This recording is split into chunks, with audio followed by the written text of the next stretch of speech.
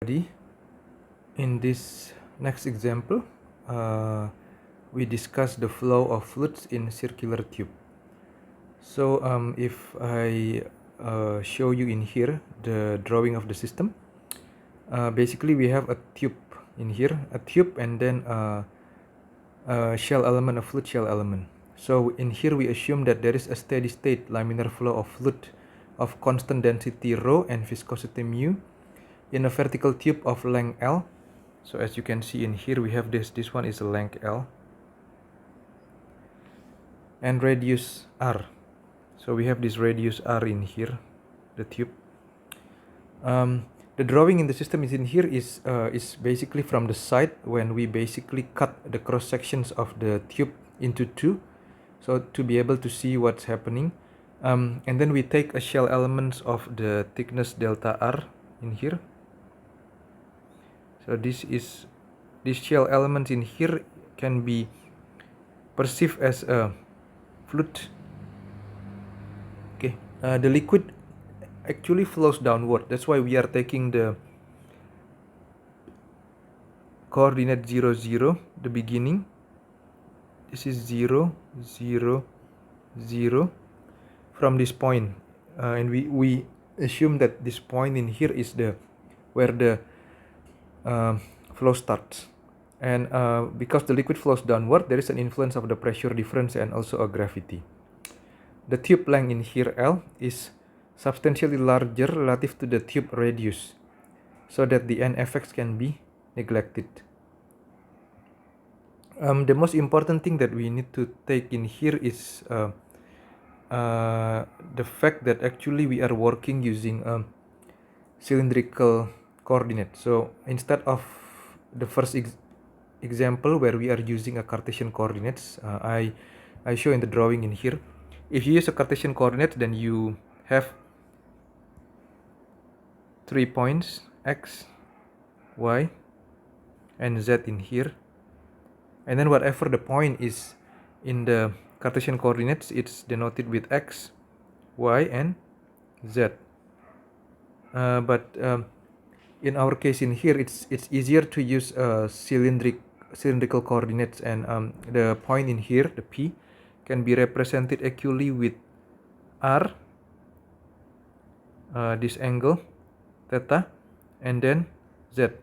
So this point in here can be represented instead by r, angle, and z. It's equivalent system, but the way that the coordinate is represented will be different, and it will have an effect into the equation for the shear stress. Okay, so if we go in here, and the first step that is important is the postulation of your system. First, we because the flow is flowing downward, so we can see in here when it flows downward, then it goes in the directions of z. Okay, so it's in the direction of z, meaning it goes down. So the first things that we have in here is that we have a velocity in the directions of z, and this velocity in the directions of z is a function of radius, meaning that the velocity will change as we go from this point, radius of 0, up to this point in here. Okay, and then we don't have a velocity in the directions of r, because r in here is assuming the velocity in these directions in here, and there is no such flow because the liquid is only flowing down. Okay, and then we also don't have a velocity in the angular directions, so the v theta is equal to 0. So if I illustrate it more clearly, we don't have the velocity along this angular direction. So the velocity along these angular directions is essentially 0. Okay, so that's very important. And then we also have a pressure. If we don't have a pressure, then basically we don't have any flow. So this pressure in here is assumed to be a function of z. So as we go down, the pressure will be different at this point, rather with compared with this point in here with this point in here. If there is no pressure difference, then there is no flow. Okay, and then once we establish the postulation that is important, then we can look at our shear stress components. Remember that in here we are working using a cylindrical coordinate, so we have 6 components. The first one is this one. Okay, then we need to relate it back to with our postulations in here. This component in here, for example, will be 0 because your VR is 0. So the derivative of 0 is 0. And then remember in here, in our slides, this one will be 0 because we are dealing with incompressible liquid.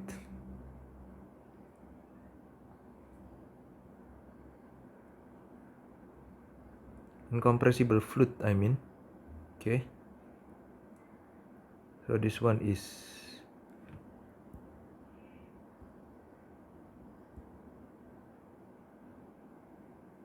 liquid. Gas is compressible. Okay, so then this one becomes 0. Okay, move on into the next one. This one is also 0 because your velocity on the angular direction is also 0. And then this one is 0 because your velocity along the radial directions is also 0. And then this one is also 0. So this one becomes 0. Okay, and then move into the next one. This one is 0 because Vz is not a function of z. You go back into your postulation and check that Vz actually is a function of r. So if Vz is a function of z, meaning that we have an acceleration or deceleration flow. So the flows get faster with the increasing distance from the origin, but in here we don't have such flow.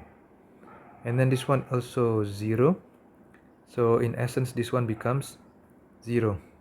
Okay, and then moving into the next one, this one is also 0 because your V along the angular direction is also 0. This one is 0 because your VR is 0. So essentially this becomes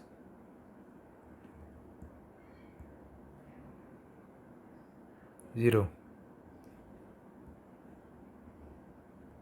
And then the next one, this one is also 0 because your Vz is not a function of your angle theta. This one is 0 because velocity along the angular direction is 0. So this one is 0. Okay, then the last one is shear stress with the subscript of Zr. So this one is 0 because you don't have any velocity on the air directions. But this component in here is not 0 because your Vz is a function of r. As you can see in here, your Vz is a function of r. Okay, so then you have a simplification. Then this particular component, you only have one shear stress, and that shear stress is on the directions of Zr, and it's simplified into minus mu dvz per dr. Okay, then let's make a momentum balance and basically try to get an idea of the component of the rate in here. So we have this component in here, 1, 2, 3, and then 4. Okay, the first one will be as we go back into our system in here, so we go into the system. The first one will be rate of Z momentum in across annular surface at Z equal 0. So this will be, when I'm talking about this one, we are interested on the particular area where this particular shear stress applies, and that particular area is, if I draw it in here, then it's basically, if imagine that you have a circle with a radius of r.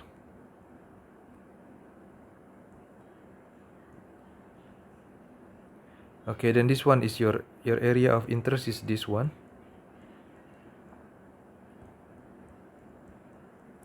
Okay, your inner circle have a radius of r, and then your outer circle has a radius of r plus delta r. So if I put the restricted area will be pi r plus delta r square minus pi r square, and this will be pi r square plus 2r delta r plus delta r square minus pi r square. This will be pi r square plus 2 pi r delta r plus pi delta r square minus pi r square. Okay, then this one can be cancelled with this one. Okay, remember that our delta r will be small, and it is also raised to 2. Imagine if you have the delta r of, let's say, equal to 0.01. So that means your delta r square will be equal to 0.0001. So this quantity in here can be neglected. So essentially your surface area will be equal to 2 pi r delta r. Right. So the rate of the Z momentum in a cross angular surface at Z equals 0 will be equal to 2 pi r delta r multiplied by the shear stress that applies on that particular surface, and then the next component will be rate of Z momentum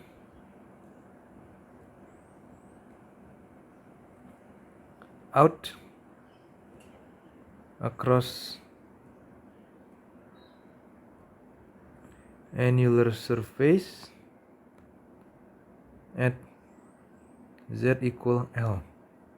So if we go up here, that will be practically this area in here. Okay, this area in here in the bottom. So this particular area in here. So we are basically dealing with the same area. So this will be 2 pi r delta r by zz at Z equal L. Okay, then the next one will be the rate of Z momentum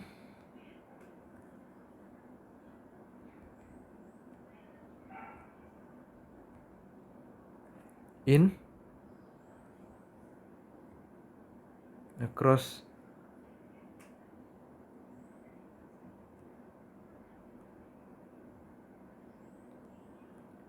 cylindrical surface at R. So in here we go back to the system again, then that area of particular interest is this area, the cylindrical area, or if I draw it in here for you, because I don't want to basically create a mess on that original system diagram. So this will be your particular area in here. Okay, if I draw it like half of it, then this area in here is basically 2 pi r L RZ R, and then this one can be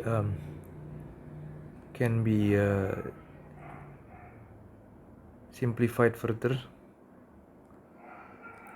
Okay, that one is the one that is going in this direction in here. Then we want to deal also with the one that is out as well. So we have another one right off Z momentum out across cylindrical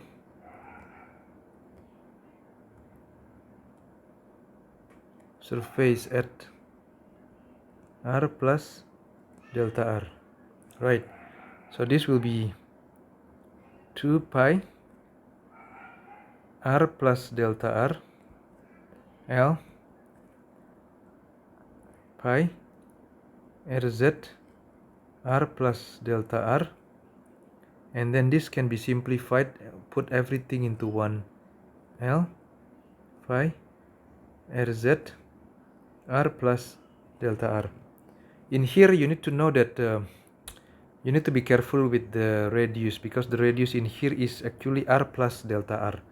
So, and then one other thing that is important is that R inspected at R plus delta R should be equal to R plus delta R. That's why this one R is inspected at R plus delta R is actually equal to R plus delta R. It is important to notice that the radius of the momentum that goes in across the cylindrical surface is different with the radius of the momentum that goes out at R plus delta R. Okay, I'm cutting this video here. We'll continue again the derivations on the next video. Thank you.